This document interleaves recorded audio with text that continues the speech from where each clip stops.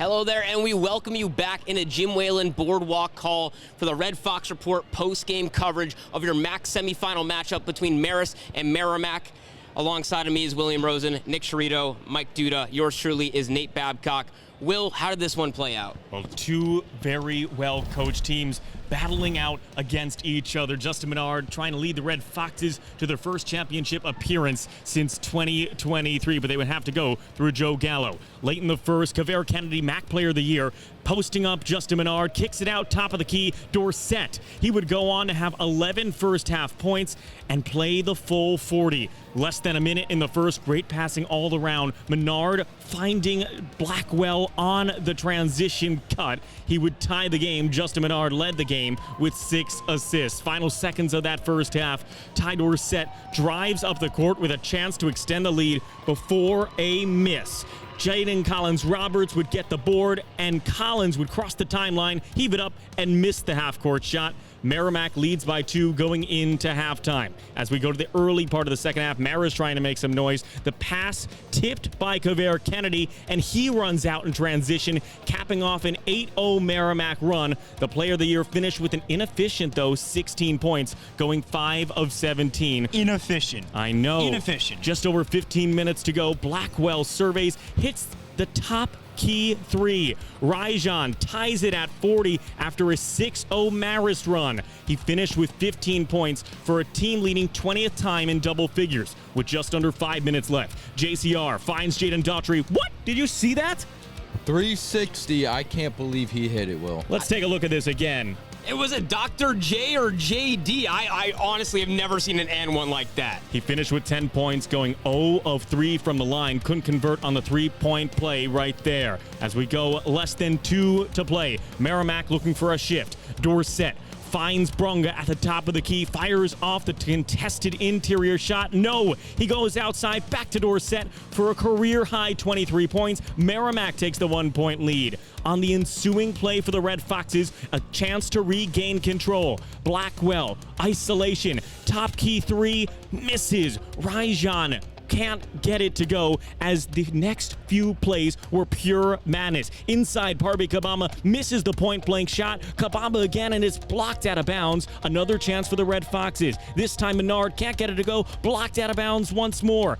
Rajan Blackwell trying to get the lead back for the Foxes. It's stripped and off his thigh. Possession would go to MAAC. 12 seconds to play for MAAC.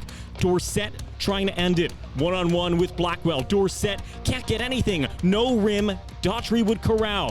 Finding Jaden Collins-Roberts, who crosses the timeline with 0 seconds left and no shot attempt. No timeout. MAAC goes on to win. Here's what JCR and Dunn had to say about the no timeout.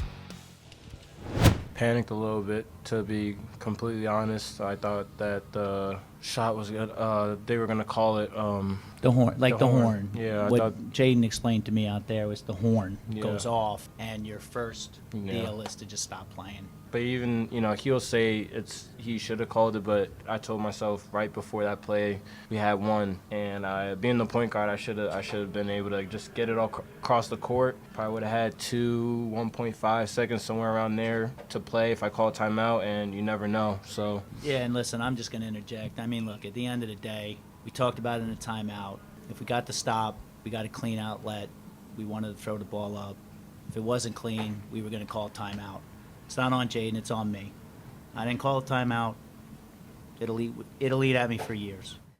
A really close game between these two teams, and it came down to that last second. Jaden Daughtry securing the rebound and no shot clock violation.